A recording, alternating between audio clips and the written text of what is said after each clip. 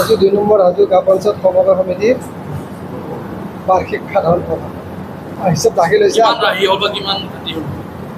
ঘাটিটো বেলেগ কথা, বহুত আছে ঘাটি।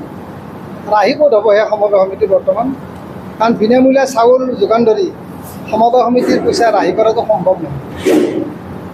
চৰকাৰে অনুদান বিল দিব আছে, আমাৰ চৰকাৰী হিচাপ পৰীক্ষকৰ উদ্ধৃত পত্ৰ মৰ্মে আমাৰ 31 মাৰ্চলৈকে 89 লাখ টকা দিব লগা আছে। 89 লাখ।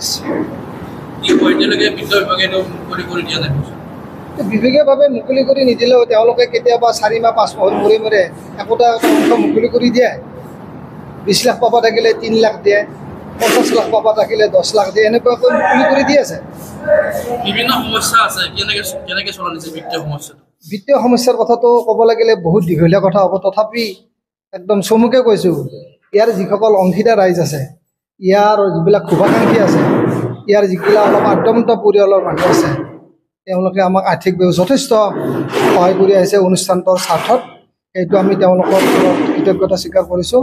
মই নাম কম নকওঁ, কিন্তু যথেষ্ট সহায় কৰিছে। তেওঁলোকৰ সহায় সহযোগ আৰু এজেণ্টবিলাকৰ দিয়া পৰামৰ্শ অবিহনে আমি সঞ্চালক মণ্ডলী ছ'চাইটি পৰিচালনা কৰাটো মুঠেই সম্ভৱপৰ নাছিল। মাত্ৰ সম্ভৱপৰ তেওঁলোকৰ সহায় সহযোগিতা আৰু আৰ্থিক সহায়ৰ বাবে। আমাৰ 3522 জন আছে। 822